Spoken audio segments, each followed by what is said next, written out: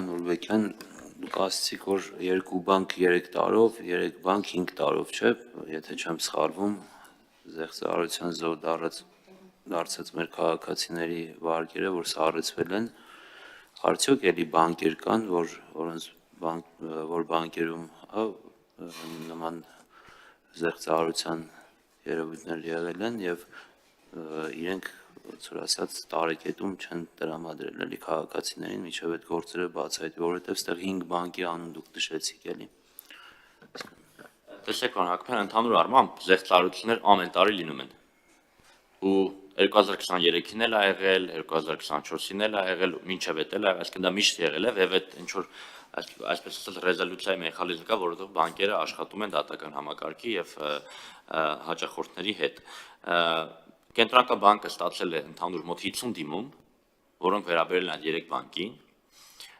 որից հետո բոլոր նման բացի նրանցից, որոնք որ կենտրոնական բանկը ստացել է, այսինքն 50 հոգի դիմել է, բայց այդպիսի զեղծարարությունների զոհ եղել է ավելի շատ մարդ։ Եվ այդ մեր ասած, այդ իմ ասած որոշումները տարածվում են շատ ավելի շատ մարդկանց վրա, ոչ միայն մարդկանց, ովքեր որ կենտրոնական բանկ դիմել են, եւ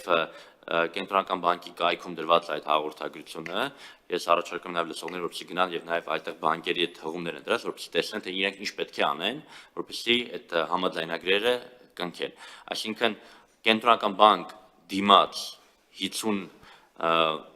մարդու այդ դիմումների հիման վրա կարծեմ ավելի քան 500 հոգու վերաբերյալ որոշում է կայացվել։ Եվ դա նշանակում է, որ մենք կոպիտ ասած մենք փորձել ենք սխալվել ավելի մի քիչ շատ մարդ ներառելու, քան քիչ մարդ ներառելու